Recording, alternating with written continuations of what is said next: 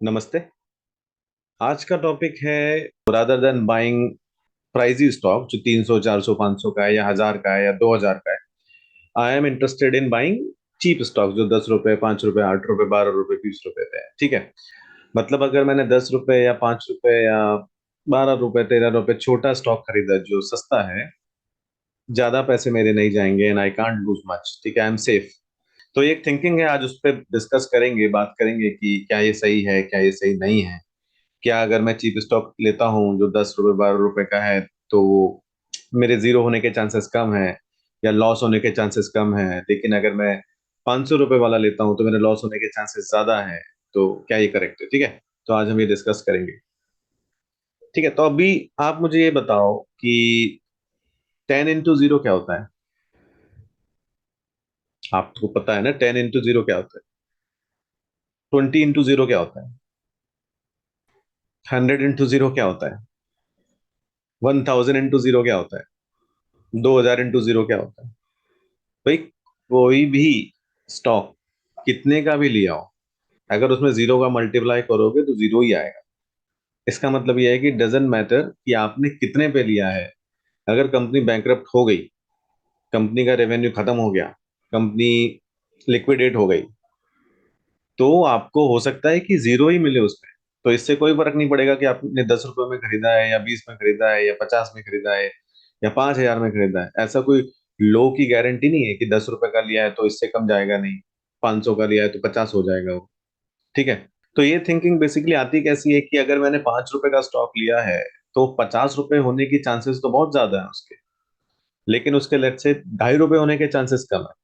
मतलब मैं 10 गुना पैसे तो कमा लूंगा उसमें। अगर मैंने 1 लाख रुपए, 1 लाख रुपए मैंने लगाए जो स्टॉक की कीमत 5 रुपए है, तो 50 रुपए अगर हो जाएगा तो मेरे को 10 लाख मिलेंगे। और अगर वो 2.5 रुपए हो जाएगा तो 50,000 हो जाएंगे। तो अगर मैं 10 रुपए वाला लेता हूँ तो मेरे 10 लाख रुपए होने के चांसेस ज्यादा हैं। ठीक है, ये सोच है। अगर यही चीज पे मैं 1,000 रुपए का अगर शेयर लेता हूँ तो उसके 10,000 होने के चांसेस कम है कि ज्यादा है? या फिर उसके 500 होने के चांसेस ज्यादा है? या फिर मैं एक 500 का शेयर लेता हूँ, उसके 5,000 होने के चांसेस ज्यादा है या 250 के होने के चांसेस ज्यादा है? ठीक है। तो ये एक मिथ है। ऐसा कोई प्राइस पे डिसाइड नहीं होता कि कौन कितना ऊपर जाएगा और कौन कितना नीचे आएगा। तो आज हम इसको ब्रेक करेंगे और मैं आपको दो चार्ट दिखाऊंगा। एक ऐसा स्टॉक जो बहुत अच्छा था और सडनली वो जीरो की तरफ चला गया, चीप हो गया और फिर एकदम जीरो हो गया। और दूसरा स्टॉक जो स्टार्ट ही 300 400 के ऊपर हुआ था और बहुत अच्छा रिटर्न अभी भी दे रहा है, सिग्निफिकेंट रिटर्न। ठीक है।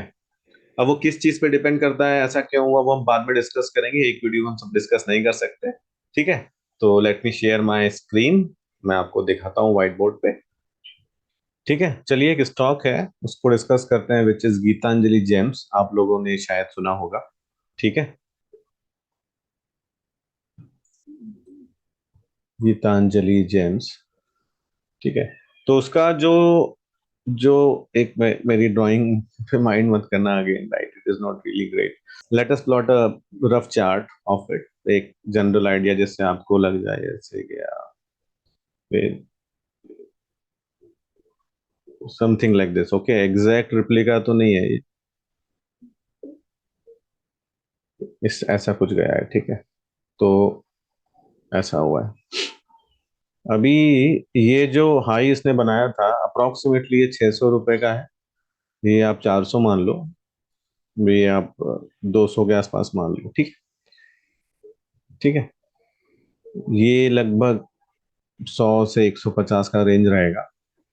यहाँ पे लगभग 10 रुपए रहेगा। ठीक है। अभी हुआ क्या इसमें, कुछ लोगों ने, हो सकता है कि इसको यहाँ पे लिया हो 100 रुपए पे। ठीक है। तो उनको तो पैसा मिला होगा अच्छा, जब उन्होंने बेचा होगा, कहीं भी बेचा हो, इधर बेचा हो, टॉप किया हो, या 400 भी बेच दिया हो, 200 भी बेच दिया हो। नहीं बेचा होगा तो वापस इधर आ गया होगा तो कोई रिटर्न नहीं मिला होगा। तो कब बेचना है और कब खरीदना है वो एक अलग अलग अलग कंसेप्ट है, वो हम बाद में कवर करेंगे।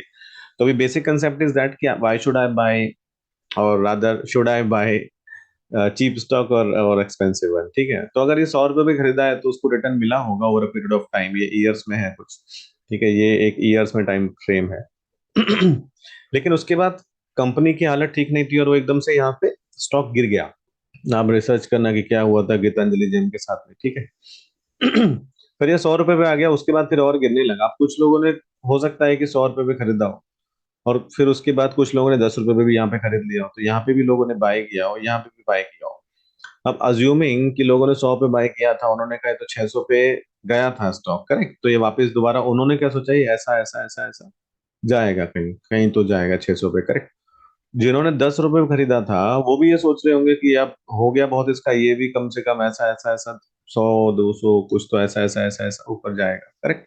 यही सोच के लोग लेते हैं ना। अभी लोग सोचेंगे इसकी डाउन साइड कितनी है, डाउन साइड तो कम है, इसकी अपसाइड बहुत ज्यादा है। लेकिन आप अगर देखोगे तो ये स्टॉक तो हो गया जीरो, ठीक है, ये स्टॉक हो गया जीरो। अभी ये ट्रेड नहीं करती कंपनी मार्केट में, ठीक है। There are some not really good activity happen, right, आप जरा पता कर लेना इसके बारे में। तो इन दोनों का ही पैसा जीरो हो गया, तो जिसने 100 रुपए पे खरीदा था वो भी जीरो हो गया, और जिसने 10 रुपए पे खरीदा था वो भी जीरो हो गया। तो अगर किसी के पास 1 लाख रुपए है, अभी मोटा गणित समझो, और किसी ने 100 रुपए पे खरीदा, ये प्राइस है अपनी, ठीक है, ये प्राइस है, और किसी ने 10 रुपए पे खरीदा, ये पर्सन ए है, ये पर्सन बी है। इसने 100 पे खरीदा, 1 लाख रुपए का इन्वेस्टमेंट किया, तो उसको 1,000 शेयर मिले, ठीक है। जिसने 10 रुपए पे खरीदा उसको 10,000 शेयर मिले। तो जिसको 10,000 शेयर शेयर मिले होंगे उसको लगा होगा, वाह शेयर तो बहुत मिल गए मेरे को, क्वांटिटी बहुत मिल गई, मतलब अच्छा भी लगता है ना, क्वांटिटी बहुत मिल गई। अभी ये वापस अगर 200 में भी बेच दूंगा, अगर इसको मैं 200 में बेच दूंगा, ठीक है, तो मुझे बहुत पैसा मिल जाएगा। लगभग लगभग लगभग लगभग आप देखो तो 20 लाख रुपए का वो सोच रहा होगा कि मुझे मिलेगा 1 लाख रुपए लगा के। और ये सोच रहा होगा कि अगर मुझे 200 मिल जाएगा तो डबल हो जाएगा पैसा, ठीक है ना, 1 लाख रुपए का 2 लाख रुपए हो जाएगा। तो दोनों की थिंकिंग इस तरह से चलती है, बट हुआ क्या कि ये जीरो हो गया। तो पॉइंट ये था आज का, और इस स्पेसिफिक वीडियो का। अभी एक और हम एक ग्राफ डिस्कस करेंगे कि इट डजेंट मैटर कि आपने 100 पे लिया हो या 10 पे लिया हो या 5 पे लिया हो या 400 पे लिया हो, जीरो होने के प्रोबेबिलिटी उतना ही रहेंगे। ऐसा नहीं होगा कि नीचे के डाउन साइड कम है और अपसाइड ज्यादा है, ठीक है। तो ये गीतांजलि का एग्जाम्पल था। अब मैं आपको शेयर करूंगा एक दूसरा एग्जाम्पल।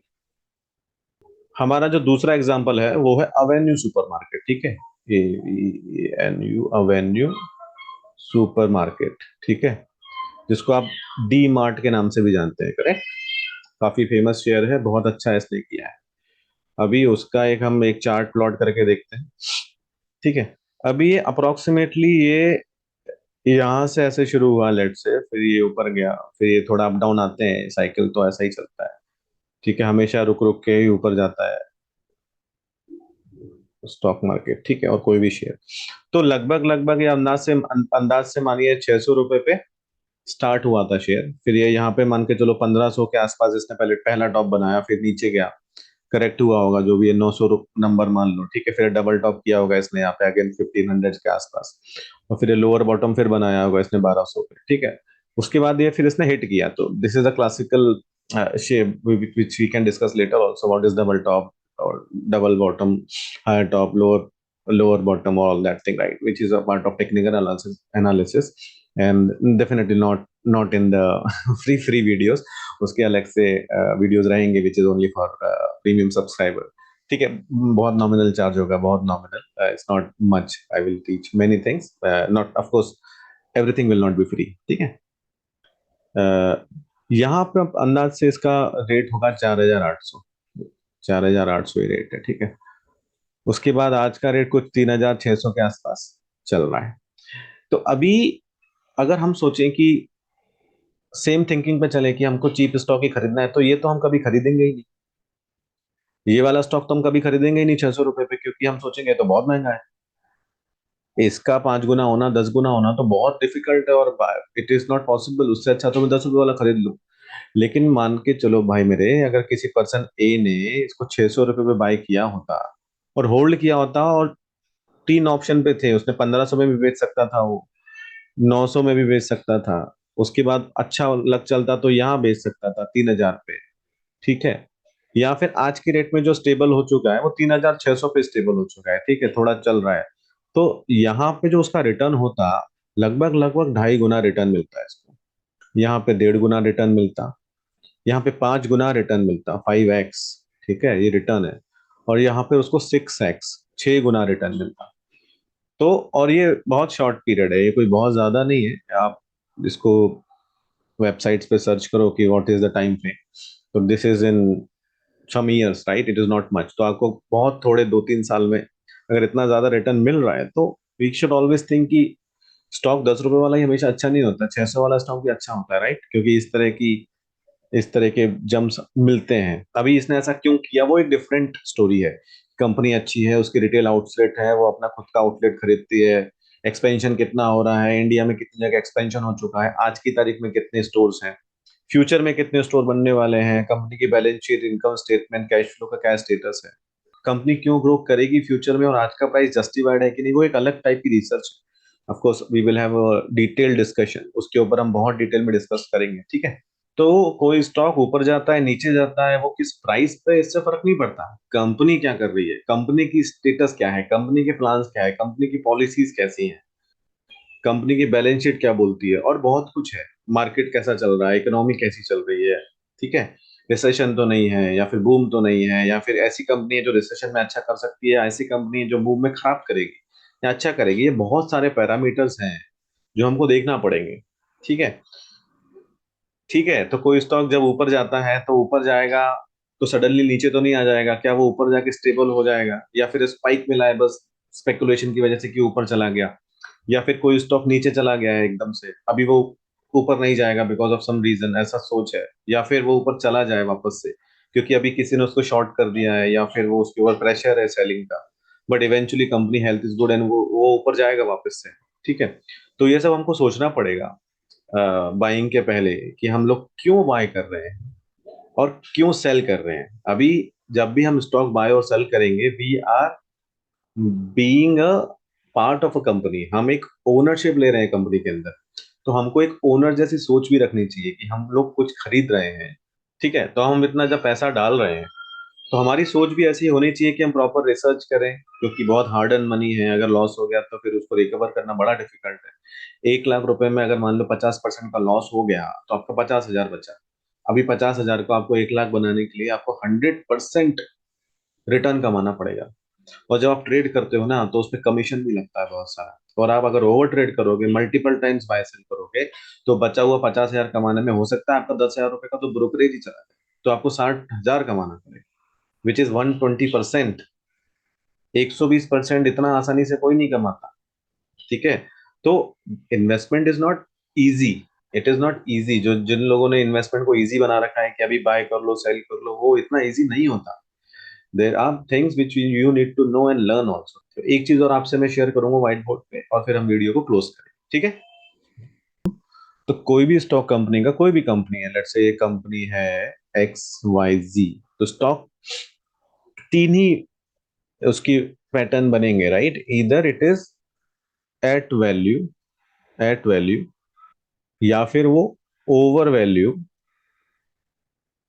या फिर है वो अंडर वैल्यू, ठीक है।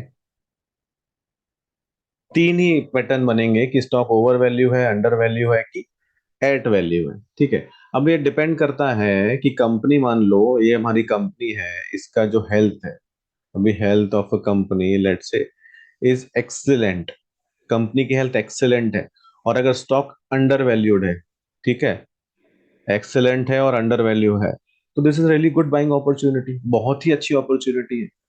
एक्सीलेंट हेल्थ है और स्टॉक ओवर वैल्यूड है, तो ठीक है, वी कैन होल्ड। अभी हो सकता है और अच्छा हो जाए, ओवर वैल्यूड है तो लोग एक्सपेक्ट कर रहे हैं कि और अच्छा करे, इसलिए डिमांड बढ़ी है, लोग खरीदना चाहते हैं, बेचना नहीं चाहते।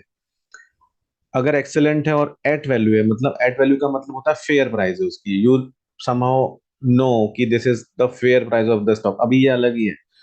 एक मेरा पहले का वीडियो था what is low what is high, वो आप देखो, उसमें मैंने समझाया है कि लो को कैसे बताते हैं लोग, और व्हाट एग्जैक्टली इज लो, ठीक है। तो एट वैल्यू का मतलब यह है कि कंपनी का प्राइस फेयर है, तो you need to know some ratios like book value क्या है, ठीक है, ईपीएस क्या है, ईपीएस की ग्रोथ क्या है, रेवेन्यू क्या है, रेवेन्यू की ग्रोथ क्या है, नेट मार्जिन क्या है, उसकी ग्रोथ क्या है, ये बहुत सारे पैरामीटर्स हैं। इसके बेसिस पे there are few few ways and strategies to identify कि उसकी वैल्यू क्या हो सकती है, और इज इट एट एमओएस, अभी एमओएस विच इज, अगर कोई आप स्टॉक लेते हो तो आपके पास कोई मार्जिन ऑफ सेफ्टी है, तो ये एक अलग कंसेप्ट है, हम डिटेल में डिस्कस करेंगे। इसका मतलब यह है अच्छा कंपनी, अच्छा स्टॉक, अच्छी growth, we have a good projections, और उसके अंदर मार्जिन ऑफ सेफ्टी भी है। मतलब अगर मैं उसको 100 रुपए पे खरीदता हूँ, स्टॉक की फेयर वैल्यू मुझे 150 पता चली है, और अभी का स्टॉक 100 रुपए का है, तो मतलब वो अंडर वैल्यूड है। तो अगर मैं 100 रुपए पे आज खरीद रहा हूँ, which market is offering me due to some reason, may be recession है या may be some other reasons हैं, तो 50 रुपए का तो अभी मेरे को फायदा हो गया ना, क्योंकि जैसी थोड़ी कंडीशन ठीक होंगी वो 150 पे तो चला ही जाएगा, because this is its fair value और margin of safety is there. उसके बाद जो होगी वो ग्रोथ होगी, इसके नीचे जाने का चांसेस कम है, 100 के नीचे चांसेस कम है जाने के। तो ये सब हमको एनालिसिस करनी पड़ेगी, समझना पड़ेगा कि हम लोग चीजें कब खरीदें कब बेचें, and then we can take a good call. ठीक है, तो आज का वीडियो हम यही फिनिश करते हैं। होप आपको समझ में आया होगा, कुछ फंडामेंटल क्लियर हुए होंगे। अच्छा लगे तो कमेंट कीजिए, सब्सक्राइब कीजिए, शेयर कीजिए, और फिर से वीडियो देखिए। काफी सारे पॉइंट्स हैं, काफी काफी सारे इंफॉर्मेशन है। तो thank you very much, have a nice day.